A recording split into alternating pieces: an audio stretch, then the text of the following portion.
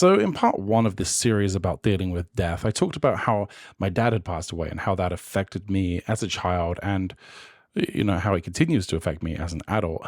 Um, but, my mom lived much longer than my dad. My dad died when I was 7, and my mom passed away when I was 32. And that's many more years. And so, growing up, she was really my mom and my dad, right? She was the only parent that I had. Now, she did end up having two more kids. So those are my younger brother and sister. And my dad left her saddled with a lot of debt. And at this time, we were living in London, and she just wanted to get away from there. I actually ended up missing a year of school because she was trying to sell the house and we were trying to move to the East Coast. And that, missing a year of school wasn't good. It wasn't good socially. And then moving to the East Coast was even worse because it was like moving to a place with complete aliens. Like the accent was different, the culture was different. London was very mixed ethnicity, just people from all over the world. And then when I moved to the East Coast, everyone was they were just white. They were just white English. And, it was pretty crazy. And not that there was a problem with that. It's just that I was so used to the multicultural city that I just felt like an outcast. And kind of missing that year of socializing made that even more difficult. And so, yeah, I felt very, very alienated. But I was fairly smart as a kid. And so I got, classed as like the high performer. But I didn't have the self-control and the discipline to be a high performer. So that didn't go so well. Anyway, so she was pretty stretched thin at that point, and she was very much self-reliant. But I was impressed by her resolve. My younger sister had Asperger's syndrome, and she would write letters to the doctors and to the local MP, and she really worked hard to make sure that she got the resources that she needed. And I think that's always something that's been impressive to me, that she put forth that effort. When people said no, she turned around and tried again. And that's hard to do. She was a real advocate. And the amount of debt that she had been left in, when she sold the house and bought a cheaper house, she cleared a lot of that debt out, but she continued to pay down the debts until they were gone. And I remember the day when she was finally debt free, and she was so stoked about it.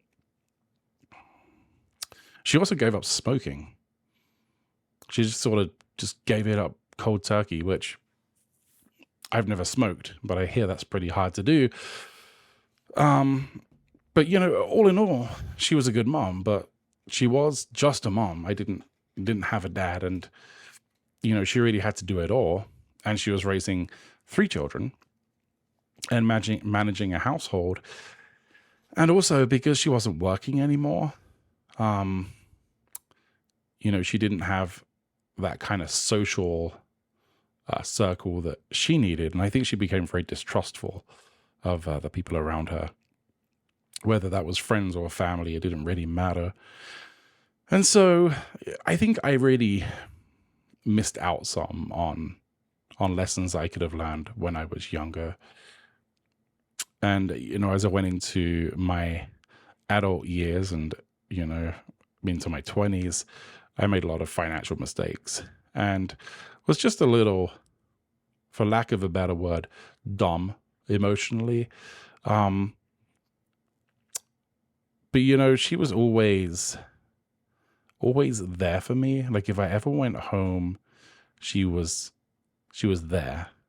She was willing to accept me back into the house. She was a very solid person, and I'm not the only. My siblings. She would do that for all of them, and so she was just that kind of person. And eventually, I married my first wife. She was from America, and we moved here, and my first daughter was with her. We moved to America. This was back in 2008. So I would have been around 23. And I remember this is the last time that I actually saw her.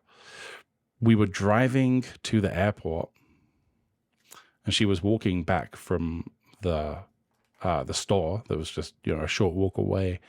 And we saw her and we waved at her, and that was it. That was the last time I actually saw her in person.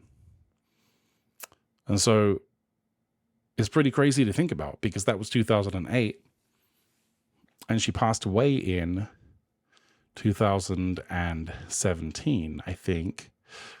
So that was, gosh, like 9 years. And so many times I thought about going back there to see her, And there was actually a point in which I was at work, and there was this, they bring up these like guest speakers, and this guy was talking about how he just had this feeling that something was going to go wrong, and he started calling his mom more, and eventually his mom passed away. And I don't know, it was almost like a sign, right? So I started, at some point my mom told me that she had breast cancer, but the treatment was going well. And I had already started calling her more at this point, but I thought, dang, that's definitely like the beginning of the end, right? Because she's over 50. Like statistically, it didn't seem good. So I started calling her more, just randomly, just talking on the phone. And I always intended to go there, but couldn't get to that point in which I was financially stable enough to do so. And eventually, it's like it all just came to a very quick end. In 2017, I remember my sister messaging me and just telling me that things weren't going well, and that we probably, we should probably get there. And we rushed everything. We weren't ready. We didn't have our passports figured out. At the time, we had 4 kids to take, I think. Yeah, I think so. And we just weren't ready. Like we had to drive to Detroit. We had to do these emergency passport things. We had to book flights, and it was thousands upon thousands of dollars, and we didn't know where we were going to stay. And luckily my sister, put us up at her house, and it was just crazy. But before we even could get to the point in which we flew there, she passed away. And it was like we were trying so hard to get there, but it was just a race against time, and her time was up. But we went there anyway to the funeral, and man, it was so awesome seeing family. But it was so bittersweet, because my mom had never got to meet Michelle or any of her other grandchildren, And I remember being up there at the funeral, and we were all saying stuff, and my brother Danny said that, my mom had been proud of me. And just like when, someone told me that my dad was proud of me, like that same thing just sort of made me, it was just it just really affected me. And so, that was it. Like that was the end. And I didn't even know really then how to feel about it. Like when I was a kid, it was so different, but now as an adult, I was like, why am I not more upset? Or, you kind of look at the way death is in like Hollywood movies or Amazon specials or whatever, right? You're watching TV and you look at how death is, and it's so dramatic. But I was so numb to it all. I felt like I should be feeling more.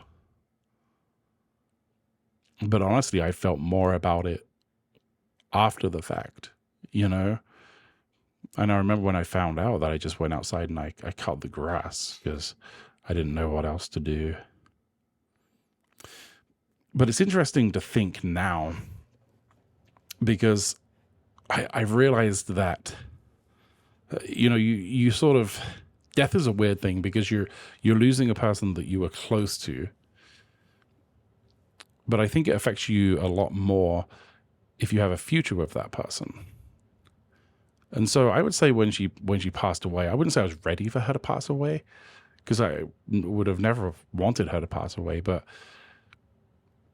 you know, it wasn't a big effect for me because she wasn't a part of my daily life, right? But after a while, I think there's that whole grieving process, right, that you're supposed to go through, except that's actually for the person that's dying. It's not, at least I think it's not for the person handling someone else's death. I think that I've realized that I would have had a very different relationship with her now, like 5 years after the fact. There are things that I've realized growing up as a parent that's like I'm going into like this new phase of life that I realize I would relate with her on. And I would probably look back on the way that I was as a kid. And I'd probably laugh my head off talking to her. And so there's this whole loss that I feel now that I didn't know that I was going to feel 5 years ago. And the only way I can think to describe it is like, you're growing a plant and, the plant's growing. You're like, oh, good, it's growing. It keeps growing. And then like, at that point you throw it away. But what you didn't know was the plant was going to flower. There was a whole nother stage to it, And I feel like that's the same way with my mom. I think that there would have been this whole other relationship that now kind of yearn for a little bit. Like that makes me sadder than a lot of things. But there's nothing I can do about it. And so every now and then I feel really, really incredibly sad about it. Like just like falling into a black hole kind of sad. And you fall into it and you sort of almost enjoy feeling sad for a little while. And then you get back out. And that's currently my coping process. So I don't know. I recently wrote a song about losing my mom. And it's actually posted. It's the video before this one. And I posted it to Facebook and a lot of people, it resonated with a lot of people. I think these feelings are things that we all feel. And looking through like YouTube videos on death and stuff like that, like none of them really, really say anything about these feelings. They talk about like the 5 stages of grief and like that hasn't helped me at all. Anyway, I'm going to end this bit here, but in the next video, I'm going to talk about some of the death that my kids have experienced, and we'll kind of talk about that and what I've noticed with that. Anyway, thanks for listening, and if you have any thoughts, definitely post in the comments because I would love to know what other people think. All right, thanks. See you in the next one.